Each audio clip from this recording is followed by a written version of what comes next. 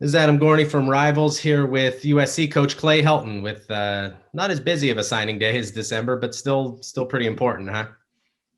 Yeah, definitely. We had 20 signatures last time we talked in December, and it was really about acquiring some elite West Coast talent to finish it up. And we get some great news on January 2nd with Corey Foreman, one of the best players in the country, a tremendous edge rusher, and then finished off the young kids class today with Ceyair, Wright, and Rajon Davis, two significant guys that are going to come in and have an instant impact for our defense. So really good day for to be a Trojan.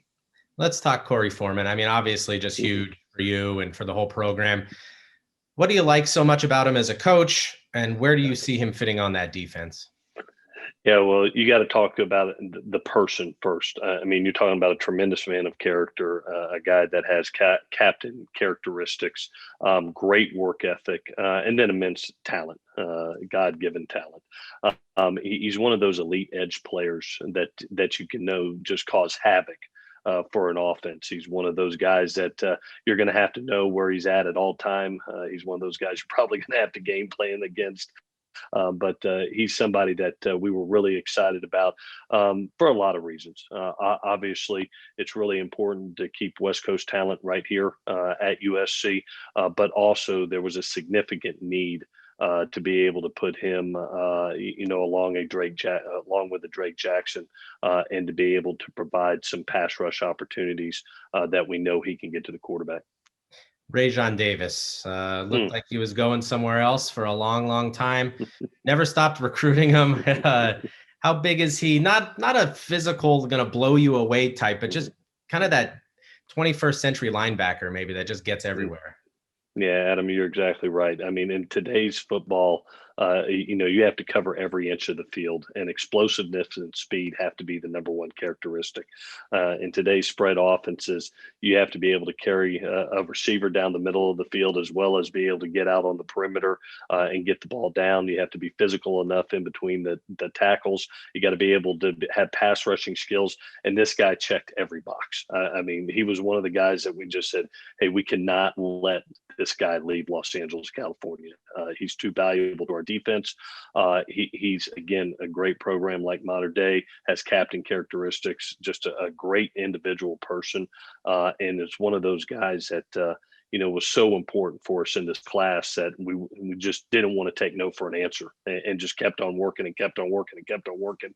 And finally started feeling good just a couple days ago, to be honest with you.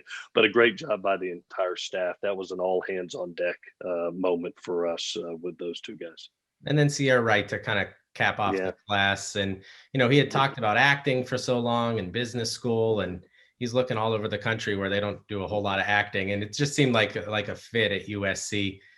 Athletic kid, dynamic, maybe both sides of the ball. How do you kind of see him fitting into the system here? Yeah, he is a natural fit. I mean, he's made for Los Angeles, California, with that smile and that face and just the personality. He lights up a room. But also, when you're talking about the football player, Ceyair, right? You're talking about an explosive athlete that can do things on both sides of the ball.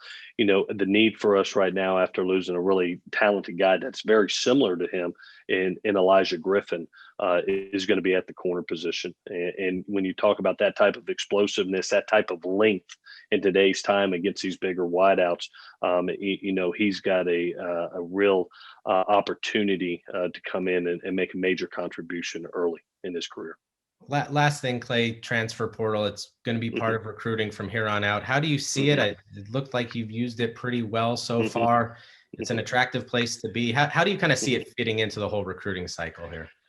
Yeah, it was really interesting, Adam. As we dove into the 20 signees we had in December, we really saw that you're going to have to decide on where you go next. And for us, we had 7 early enrollees to the NFL draft. So I think what teams are going to have to do is to look who they're going to lose to the draft. And if you need to gain some experience at a position, that transfer portal is going to come into play. So we sat there in December and said, you know what, we need to save some scholarships for opportunities that may come about. Obviously, we knew there were some battles to be won out there on the West Coast with a Corey Foreman, a Ceyair, Wright, a Rajon Davis. But we also knew there was going to be some significant experience needs that we were going to need, when you lose 7 NFL draft picks, off one season. So it is a way, and I think teams and head coaches to be able to manage their rosters by really diving into that portal and bringing first-class young men to your program that can help you immediately. Thanks, Clay. Wrapped up another signing day. I'm sure we'll be talking in the coming months. All right, Adam. Great to see you, buddy. Thanks, Clay.